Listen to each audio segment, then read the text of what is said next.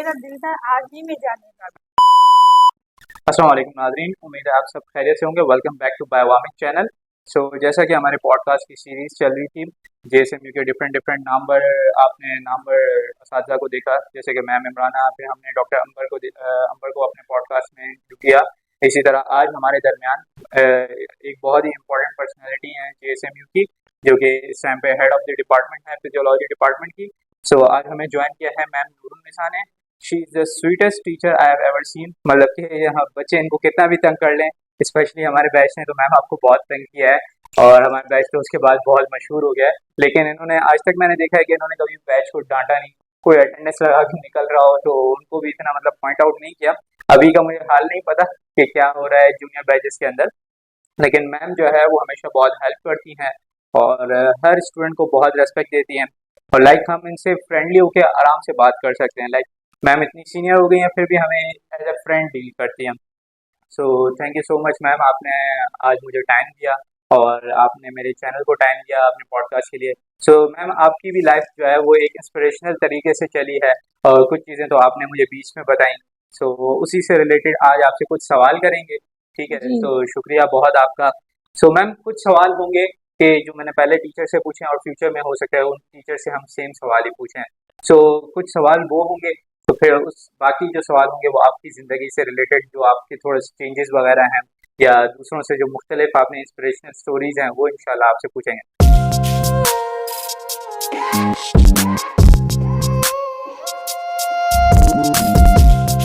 Ma'am start करते हैं, बिस्मिल्लाह करते हैं। बहुत शुक्रिया आपका टाइम देने का। कैसी हैं मैम आप? अल्हम्दुलिल्लाह ठीक ठाक, अल्लाह का शुक्र है। आपने मुझे भी एक वो टाइम दिया कि मैं कुछ अपने ख्यालात आपको पेश करूं कि during the life, whole life मैंने कितने कितने चैलेंजेस एक्सेप्ट किए और अल्हम्दुलिल्लाह I fulfil all the challenges. माशाल्लाह मैम, इंशाल्लाह आपकी स्टोरीज भी बहुत सारों को मोटिवेट करेगी। मैम पहला सवाल हम स्टार्ट करते हैं कि मैम वैसे तो आपकी काफ़ी माशाल्लाह एज हो गई और आप बता रही है कि आपने रिटायरमेंट भी करी हुई है, लेकिन फिर भी ये सवाल बनता है कि मैम आपने मेट्रिकुलेशन कहाँ से किया और किस सन में? असल में मैं बिलोंग करती हूँ हैदराबाद से, हैदराबाद सिंध। हैदराबाद सिंध में जो मॉडल स्कूल सिंध यूनिवर्सिटी का था, मैंने मेट्रिकुलेशन वहाँ से किया। फिर मेरा इंटर जो हुआ वो नजरत कॉलेज से हुआ। नजरत college very very important college था। वहाँ पर हमारी तो सारी माशाल्लाह मेरिट लिस्ट बनती है ना, तो मैट्रिक में भी ए ग्रेड आया, फिर इंटर में भी ए ग्रेड आया। इस वजह से फिर आराम से हमारी कोई इस तरह कोई सिलेक्शन नहीं, बट हमने अप्लाई किया और हमारा नाम आ गया वहाँ पर। अच्छा, ये मैम किस ईयर की बात है अंदाजन आपको ये कुछ? अल्हम्दुलिल्लाह अल्हम्दुलिल्लाह 1982 1982 एंड 1985।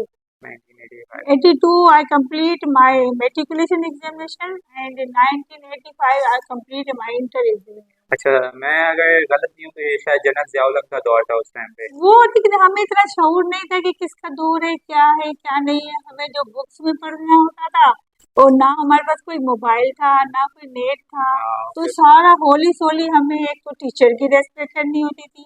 टीचर का जो टीचर हमें बताता था ना उसको फॉलो करते थे और हमारे सारा टाइम बुक्स के अंदर ही गुजरता था। नोट्स खुद बनाते थे, सब कुछ खुद करते थे। इवन किसी टीचर ने ये भी कहा था कि आप ना हमें पाकिस्तान का नक्शा बना के दें। तो पहले हमारे पास वाटर कलर चलते थे ना, तो उसी से हमने इतना अच्छा बनाया। मेरा और मेरा भाई दोनों एक ही क्लास में थे, तो बना के रखा। तो उस टीचर को इतना पसंद आया मैट्रिक में कि उसने हमारी दोनों बुक ले ली।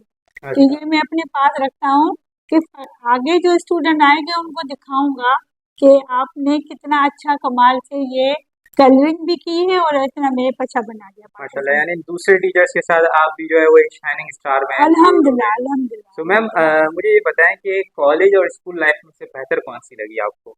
मुझे स्कूल लाइफ ज्यादा बेहतर स्कूल लगी लाइफ ज़्यादा बेहतर क्योंकि लगी। उसमें ये होता है कि मोटिवेशनल ज्यादा होती है चीजें, क्योंकि इंस्पायरेशन भी करती हैं और टीचर्स भी बिहेवियर अच्छा होता है।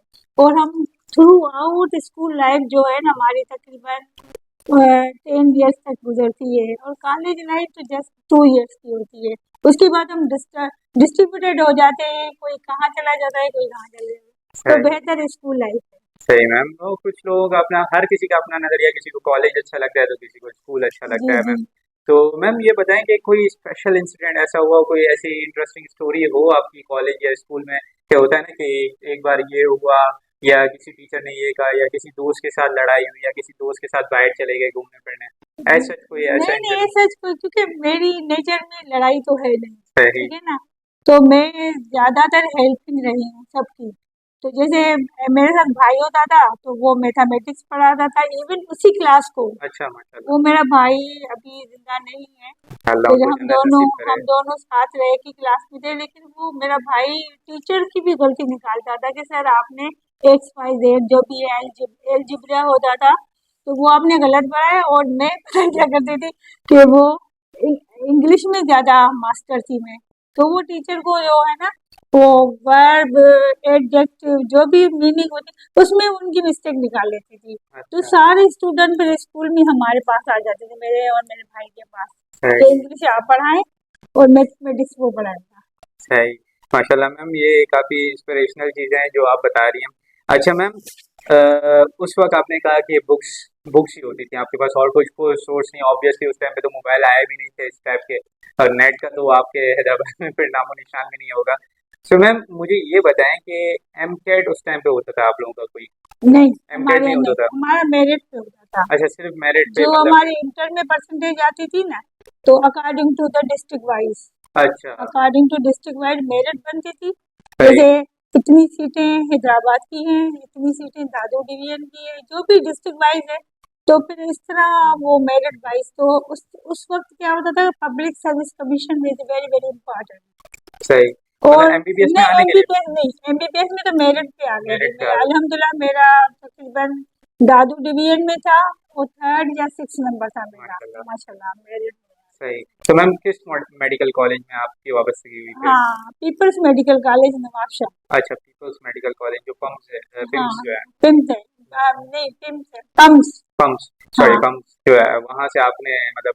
अच्छा मैम, फिर ये बताएं कि अब जब पता लगा कि आपका एडमिशन हो गया है, तो आपका अपना शौक था डॉक्टर बनने का या पिछले ज़माने की तरह जिस तरह पेरेंट्स का जोर होता है वैसे ही था? नहीं असल में क्या था कि मेरे भाइयों का ये शौक था कि आप डॉक्टर बने, अच्छा। क्योंकि उस वक्त तो हमें शौक, आपका अपना क्या था? नहीं हमारा कोई शऊर ही नहीं था ना उस टाइम। अब देखो पेरेंट्स ने उंगली पकड़ के हमें चलना सिखाया, तो हम भी कहेंगे कि भाई वो पेरेंट्स हमारे सब कुछ हैं। तो भाई ने कहा चलो मैं आपके साथ चलता हूँ। तो मेरा भाई मेरा पूरी बैग बनाई सब सब कुछ, और मेरी एडमिशन हो गई अगर मेरिट लिस्ट पे, सही। अकॉर्डिंग टू हाँ, मेरिट, मेरिट पे। ठीक है। तो मुझे नवाबशाह छोड़ के आ गया था मेरा भाई खुद। सही। फिर मैंने 5-6 ईयर वहाँ स्पेंड किए। तो आपको पता है हॉस्टल लाइफ थोड़ी डिफिकल्ट होती है, बहुत सारे चैलेंजेस आए वहाँ पर। अच्छा। ठीक है, अल्हम्दुलिल्लाह अल्हम्दुलिल्लाह वो भी एक्सेप्ट हो गए, और हमें तो सारा दिन बुक्स के अंदर होते थे, सही। लाइब्रेरी जाना, स्टूडेंट का ग्रुप बना लेते थे। और ज्यादातर हमें नोट में ज्यादा मुश्किल लगती थी, लेकिन मेरे टॉप मोस्ट नंबर आते थे नोट में, माशाल्लाह। क्योंकि हम ग्रुप डिस्कशन करते थे कि सरफेस मार्किंग करनी है, ये करना है वो करना है, तो हम लोग सारा बुक्स के ऊपर डिपेंड करते थे। सही। सो मैम आपका पहला दिन कैसा गया था यूनिवर्सिटी का? लाइक मैम इमराना ने जैसे बताया कि उनका भी इंक्वायरी हुई, और मैम अंबर की भी जो है वो इस तरह का सीन हो गया, तो मैम आप बताएं कि आपके पहले दिन के इम्प्रेशंस क्या थे? अल्हम्दुलिल्लाह मेरे साथ पहला दिन ऐसा गुजरा कि मुझे वहाँ पर हॉस्टल वार्डन अच्छी मिल गई थी, अच्छा अच्छा, माशाल्लाह। और एक ग्रुप फेलो मेरी बेस्ट फ्रेंड बन गई, वो भी मुझे अच्छी मिल गई। और एक मेरी और फ्रेंड थी जो वहाँ ऑलरेडी 1 साल सीनियर थी मुझसे, तो वो भी मुझे वहाँ मिली। तो सारी उसने मुझे गाइडलाइन दे दी, जैसे वो बच्चों को अप्रैल फूल बनाते हैं ना, कि कहते हैं आपका यहाँ डिपार्टमेंट है, आपका यहाँ डिपार्टमेंट है, और चले जाते हैं वहाँ पर कोई और जगह पे। लेकिन अल्हम्दुलिल्लाह इसका मेरे साथ कोई अच्छा, इंसिडेंट मतलब नहीं हुआ। कि रैगिंग वगैरह का कोई सीन नहीं हुआ? नहीं नहीं बाद में भी नहीं हुआ रैगिंग नहीं, का? बाद में भी नहीं, अल्हम्दुलिल्लाह सारे टीचर बहुत लाइक करते थे, क्योंकि हमारा नाम ही टॉप 10 में आ गया जाता था वहाँ पर भी। और अल्हम्दुलिल्लाह 20 मार्क्स होते था सब स्टेज, तो 18-19 मार्क्स हमारे आ जाते थे वहाँ सही। पर। तो अल्हम्दुलिल्लाह अच्छा ही रहा मेरा। अच्छा मैम, आपने बताया कि हॉस्टल लाइफ में कोई आपको बहुत सारी डिफिकल्टीज आए, हर्डल्स आए, तो मैम आप थोड़ा सा इंस्पिरेशन देंगी, लाइक थोड़ा सा आप बताएंगी कि किस टाइप के चैलेंजेस थे और उसको आपने हैंडल कैसे किया, लाइक थोड़ा सा अगर जिक्र करना चाहें लेकिन ये, मिसाल के तौर पे। हाँ मिसाल के तौर पे ये था कि हमें रूम जो मिलते थे उसमें 6-6 लड़कियां होती थी स्टूडेंट, से 6 स्टूडेंट। और रूम कितना अब बड़ा होता था? रूम कितना होता था तकरीबन? 6 स्टूडेंट के लिए काफी था, 6 इनफ स्टूडेंट इनफ। था। और हर एक के लिए वो जो काफी वो कबर्ड भी थे, अलमारियां भी थी, सब कुछ था। लेकिन एक अलमारी में 2 स्टूडेंट को डिवाइड करना होता था, सही तो उसमें थोड़ा मुश्किल लगा कि सही। भाई 6 स्टूडेंट एक रूम में, फिर हर एक की टाइमिंग से अलग। फिर आहिस्ता आहिस्ता जब हम सेकंड ईयर में आए तो हमारे रूम अलग हुए। सही। जैसे सीनियर होते जाएंगे तो दायरे हमारी प्रायोरिटी भी अच्छी हो जाएगी ना। जी, तो फिर क्या हुआ कि सेकंड ईयर में आए तो मेरी और मेरी दोस्त को हमें अलग रूम मिल गया। ठीक सही। है, बहुत कोशिश की, उसके पीछे भी लगे। हॉस्टल वार्डन जो मेरी दोस्त बन चुकी जी, थी जी, जी। तो उसके पीछे लगी, तो हमें वो रूम मिल गया। तो हम दोनों ने ना अल्हम्दुलिल्लाह पूरे फाइनल ईयर तक अच्छी तरह वहां पर पता है क्या होता था हैंड वो जो कपड़े भी खुद धोते थे, प्रेस भी खुद करते हाँ, थे, हॉस्टल हॉस्टल में तो लाइफ है ना। यही होता है हॉस्टल और जाहिर है इतनी हमें अवेयरनेस भी नहीं थी कि हम किसी को बोलेंगे भाई हमें प्रेस करवा दे। रात को आ जाता था कोई कि नाश्ता नाश्ता ले ले, तो हम नाश्ता दूसरे ले लेते थे। सुबह नाश्ता खुद बनाते थे, में। वो साढ़े 8 बजे क्लास में पहुंच जाते थे। अच्छा, आपने कहा मैम कि आपके फर्स्ट ईयर में कोई एक बेस्ट फ्रेंड बन गई, तो through out your journey MBBS वो साथ रही आपके? मेरे साथ अल्हम्दुलिल्लाह अभी तक भी मेरे अच्छा, साथ है माशाल्लाह, ये तो बहुत अच्छी बात है मैम। काश ऐसे दोस्त मुझे मिल जाते। वो बहुत अच्छी है मेरे साथ, बहुत। और उसका नाम डॉक्टर फरजाना है, अच्छा अच्छा। फरजाना नेमर है, वो धनवादा में है। तो हम दोनों ऐसे रहे जैसे 2 बहन। सही, नाइस नाइस। हाँ। अच्छा मैम, अब जैसे मैम अंबर ने जिक्र किया कि उनके प्रिंसिपल डॉक्टर शफी जतोई जो मतलब माशाल्लाह मशहूर ऑप्थेल्मोलॉजी के सर्जन हैं, तो ऐसे आपके टाइम में कोई हैं कि जिनका मशहूर नाम हो, अभी जाके मशहूर हुए हों, या आपके बैच में कोई ऐसे थे? नहीं, हमारे साथ तो सर बाकिर अली सुमरो, सब। डॉक्टर बाकिर अली सुमरो था। वो बहुत ही अच्छे, वेरी नाइस पर्सन थे, केमिस्ट्री के हेड डिपार्टमेंट थे। सही। और एक था वो डॉक्टर अल्लाह बख्श कुरैशी, वो फिजियोलॉजी में थे। वो भी छोटी थे उस वक्त। तो काफी नाम है जो अच्छे ही रहे हमारे साथ। सही और उनके उनके पास जब भी हम जाते थे कोई प्रॉब्लम लेके तो ग्रुप में जाते थे। सही ये नहीं कि हम लोग जाके शोर करें, ये करें वो करें, नहीं, ग्रुप में जाते थे और वो हमारी सुनते भी थे कि सही। भाई ओके यू आर राइट। लेकिन हमारे जो एग्जाम का लेवल था ना, वो बहुत डिफिकल्ट था हमारे लिए, कि हमारे पास कोई इंटरनेट सर्विस नहीं थी, कोई मोबाइल नहीं था। तो जो हमने बुक्स में पढ़ते थे वो टीचर को सुनते थे। सही टीचर को सुनना बहुत जरूरी है, ठीक है ना। और टीचर जो हमें बताता था हम उसके नोट्स बनाते थे, और अल्हम्दुलिल्लाह क्लियर हो गया। सही। अच्छा मैम, आपने खैर बहुत देर से जिक्र किया कि आपका टीचिंग में आने का प्रोफेशन क्यों चूज किया। सो मैम, यही चीज़ आप जो है वो नाज़रीन को बताएं कि आपने मतलब आपकी इंस्पिरेशनल स्टोरी है कि पहले आप क्लिनिकल साइड आपने चूज की, लेकिन टीचिंग की तरफ क्यों आई। सो ये आप स्टार्ट से बताएं मैम थोड़ा सा कि इसका क्या असल रीज़न में था। ये बात है कि आफ्टर मैरिज क्या हुआ था कि आपकी मेरे शादी एमबीबीएस 1996 में हुई। 1996 में, 6 में, हाँ। एमबीबीएस के फौरन बाद? हाँ, एमबीबीएस के फौरन बाद हो गई। मतलब हाउस जॉब के बाद या हाउस जॉब के नहीं, बाद? हाउस जॉब के बाद। हाउस हाउस जॉब के जॉब बाद। के बाद फिर मैंने 2 साल राजपूताना हॉस्पिटल है वहाँ पर नाइट ड्यूटी की। ठीक है, नाइट मतलब एफसीपीएस कर लिया था आपने नहीं या नहीं, एमफिल नहीं, एमबीबीएस। एमबीबीएस पे? एमबीबीएस के बाद उनको जाइए मैं नाइट ड्यूटी की मैंने वहाँ पर एज आरएमओ, आ रहे ठीक है ना, हैं। WRMO। उसके बाद क्या हुआ था कि मेरी शादी हो गई। सही। तो शादी जैसे हुई उससे पहले ही जैसे एंगेजमेंट हुई तो मेरे हस्बैंड को बहुत शौक होता था कि मेरी बीवी जो आए तो वो पोस्ट ग्रेजुएशन हो उसकी। तो उसने पहले से मेरे फॉर्म भर दिए थे अच्छा, मतलब एमसीपीएस कि के लिए। माशाल्लाह हस्बैंड आपके बहुत सपोर्टिव बहुत रहे। मोटिवेटिव रहे मेरे, बहुत सपोर्टिंग रहे। लेकिन यही था कि इंसान की जिंदगी में तो ऊंच नीच होती है, लेकिन ये था कि बहुत अच्छे रहे और उनका यही मिशन था कि मैं कुछ ना कुछ करूं। अच्छा अच्छा, नाइस। तो फिर जब शादी हुई अल्हम्दुलिल्लाह, फिर मैंने उसके बाद एमसीपीएस के लिए ज्वाइन किया गायनी में। कहाँ पे? गायनी आप जेपीएमसी। जेपीएमसी में। तो मेरे साथ एक वो मिसहैप हो गया, ये हुआ कि आफ्टर 1 ईयर वहाँ पर मैं फॉल डाउन हो गई थी, तो मेरा अच्छा। कूलीज फ्रैक्चर हो गया। कूलीज ओह, फ्रैक्चर जी। राइट हैंड में। सही। उसके बाद क्या हुआ कि अल्हम्दुलिल्लाह मुझे अल्लाह ने गिफ्ट दिया मेरी बेटी, अच्छा, इन द माशाल्लाह। Form of my daughter. तो she is so sweet my daughter, ठीक है। तो जब अल्लाह ने मुझे बेटी भी दी और उधर फ्रैक्चर भी हो गया, ठीक है। सही। तो अब मैंने ये सोचा कि अब मैं गायनी नहीं कर सकती, मुझे हैंडलिंग हाँ, पावर नहीं हैंडलिंग होगा, पावर नहीं। मुझे राइट हैंड है। तो उसके बाद मैंने सपोर्ट किया कि मेरी बेटी को मुझे संभालना है, मुझे घर संभालना है। तो फिर मैंने स्कूल हेल्थ सर्विस ज्वाइन कर लिया, उस सही। दौरान कमीशन भी हो गया। सही तो उसी दौरान मतलब इसी 99 में कमीशन हो गया मेरा, पब्लिक सर्विस कमीशन। 1999 में। हाँ, और बेटी भी 1999 में पैदा हुई, अच्छा ठीक है ना। माशाल्लाह।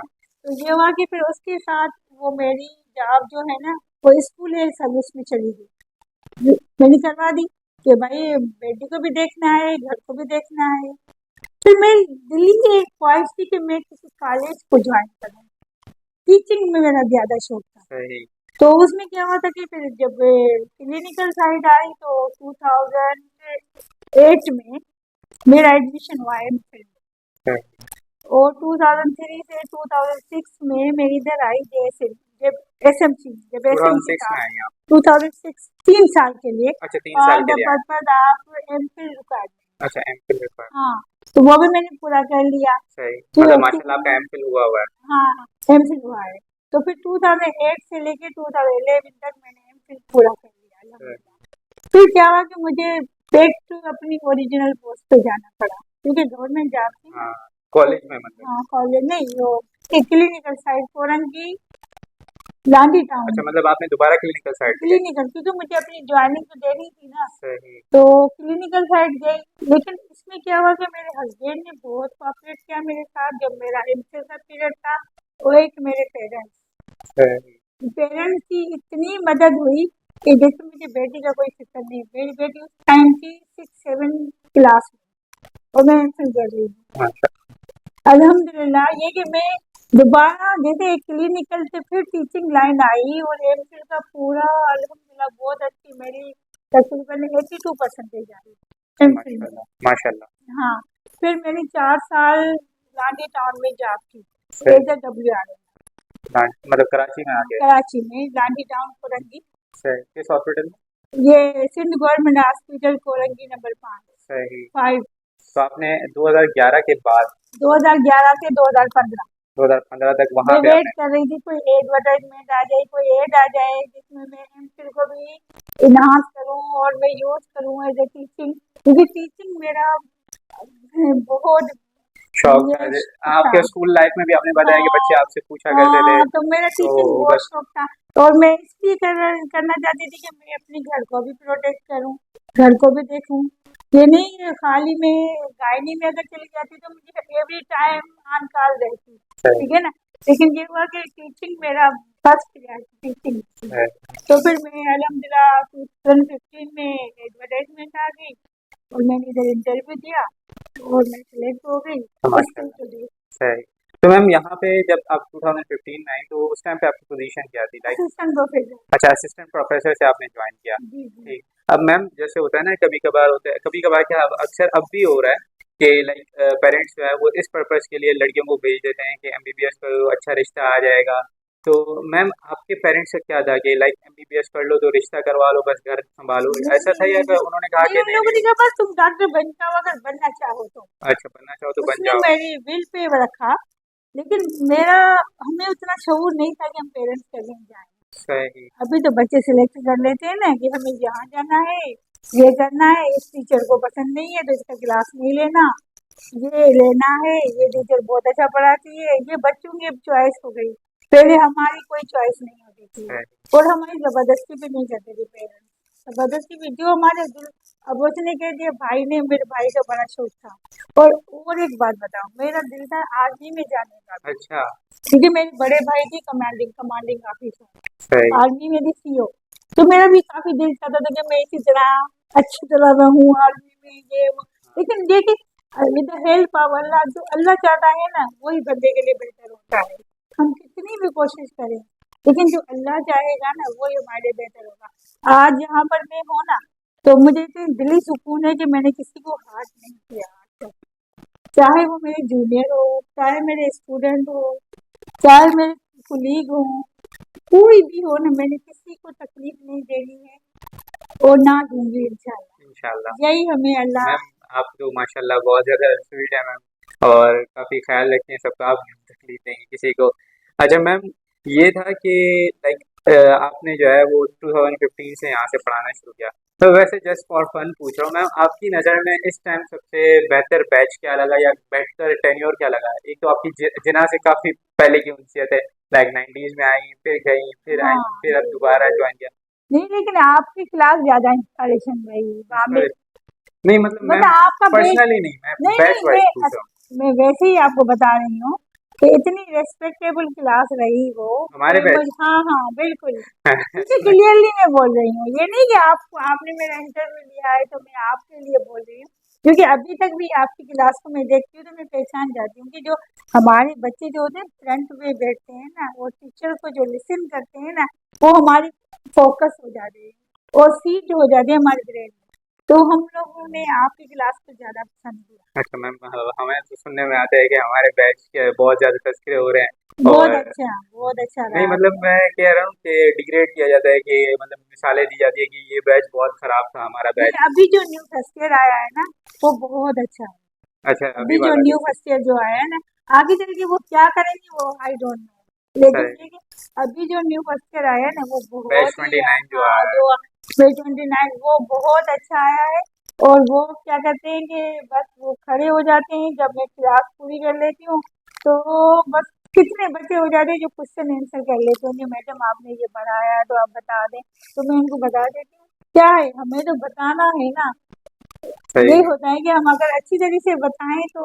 और आप लोगों का भी एक काम है कि आप लोग टीचर की रिस्पेक्ट करें, जो भी है, जो भी सुन रहे होंगे चैनल, ठीक है ना, जी तो टीचर की भी रिस्पेक्ट है, लाइक पेरेंट्स, ये टीचर पेरेंट्स होते हैं एग्जैक्टली ना। मैम अब एग्जैक्टली। देखिए पेरेंट्स ने आपको वहां तक पहुंचाया जहां आप कॉलेज में आए, यूनिवर्सिटी में आए, उसके बाद क्या होता है, टीचर होती है जो आपको आगे बढ़ने में हेल्प करती है।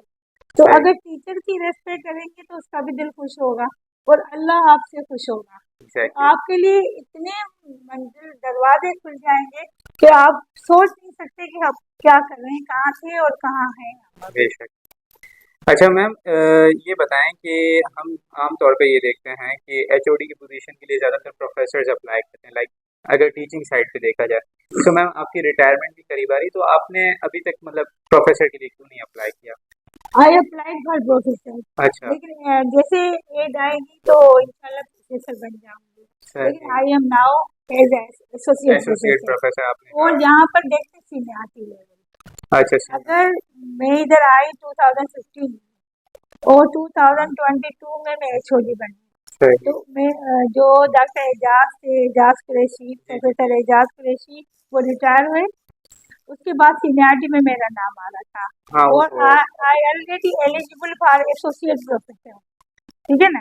लेकिन हमारी बदकिस्मती ये है कि इसके लिए हमारा बोर्ड नहीं बैठा है, अच्छा अच्छा। सिलेक्शन बोर्ड नहीं बैठा सही है, तो लेकिन एलिजिबिलिटी हमारे पास दोनों है सही। कि मैम अब आपकी पब्लिकेशंस लाइक रिसर्च पब्लिकेशन। अल्हम्दुलिल्लाह अल्हम्दुलिल्लाह पब्लिकेशन तकरीबन 14-15 तक तो है, मेरी माशाल्लाह माशाल्लाह। पब्लिकेशन है, तो वेरी एसोसिएट तो पक्का है मेरा।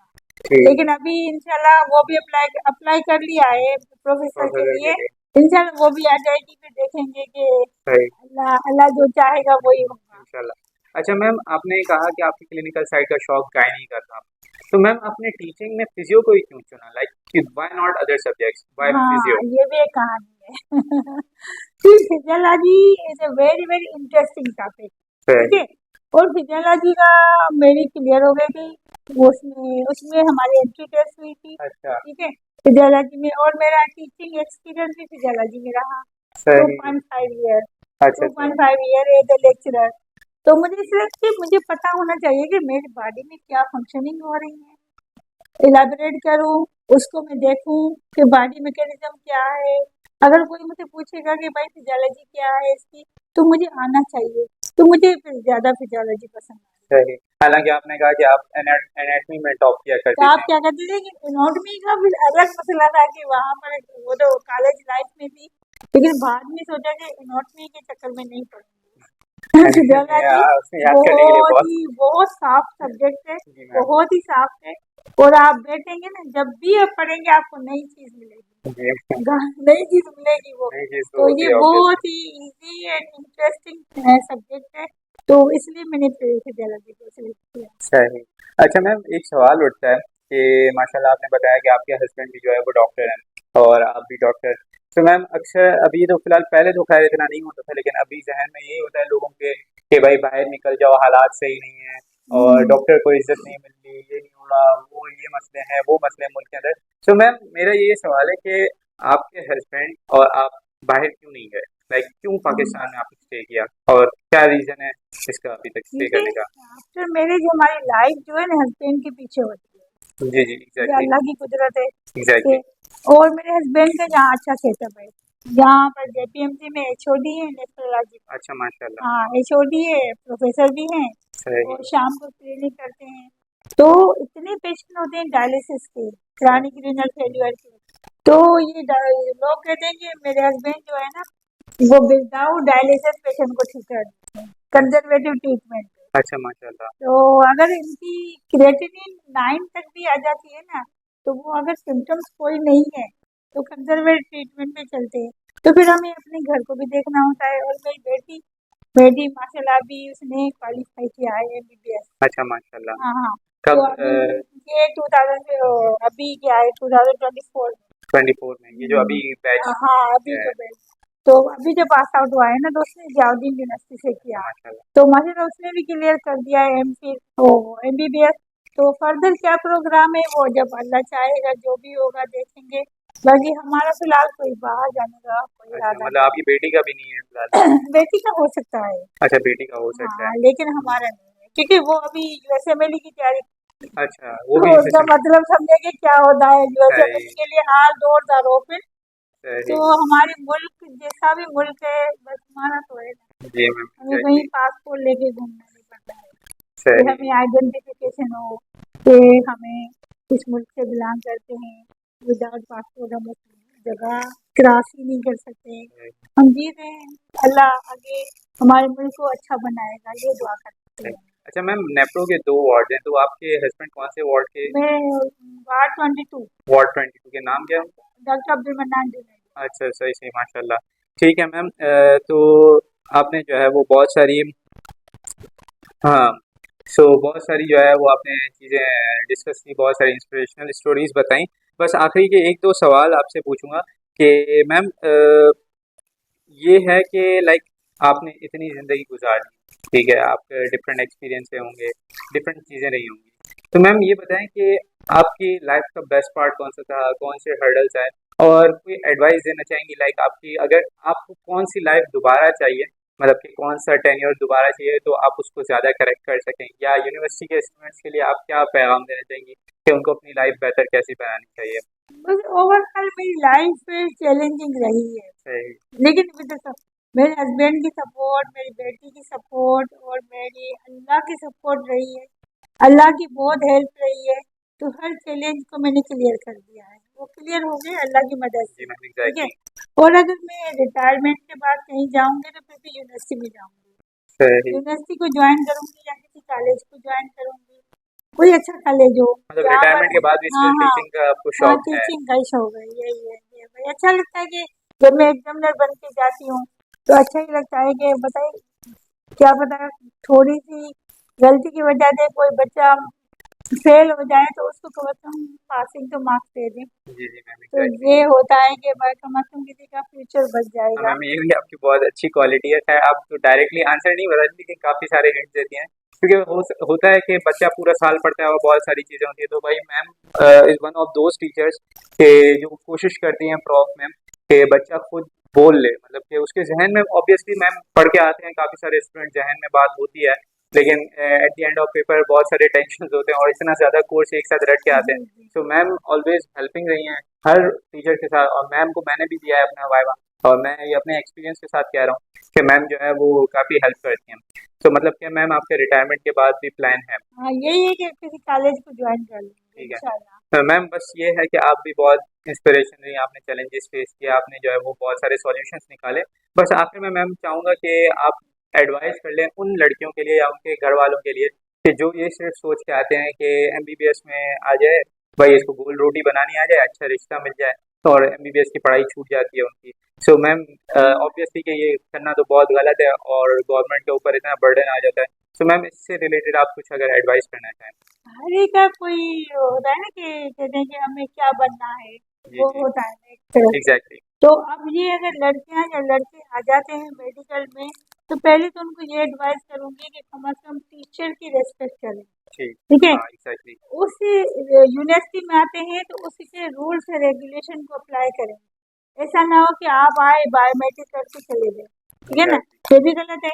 और ये नहीं है कि आप यूनिवर्सिटी के बहाने आ जाएं और कहीं और चले जाएं, ये भी गलत है। हाँ तो be sincere with your parents, be sincere with your teacher.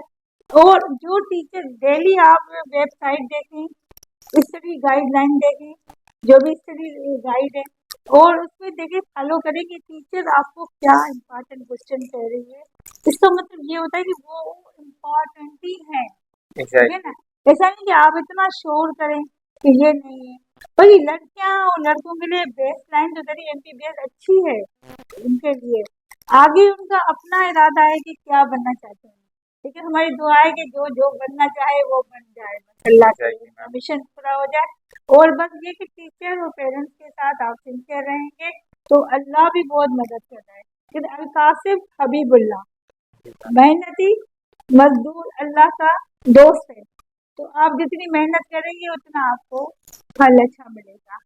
Exactly ma'am. ठीक है मैम, इसी के साथ जो है वो हम आपका बहुत शुक्रिया अदा करेंगे कि मैंने आपको बहुत टाइम ले लिया आज के लिए। Thank you. और thank you so much ma'am, आपने जो है वो मुझे इज्जत दी और मुझे टाइम दिया कि आपने मेरे चैनल को इज्जत कि दी के। आप हमारे पास हर वक्त हमारी जो है ना कि जैसे आई आइकन होता है ना कि एक इंसान की आंख में, तो आपके लिए तो हमारे दिल में बहुत इज्जत है कि बस आप मैम ये बहुत आपका बड़ापन है।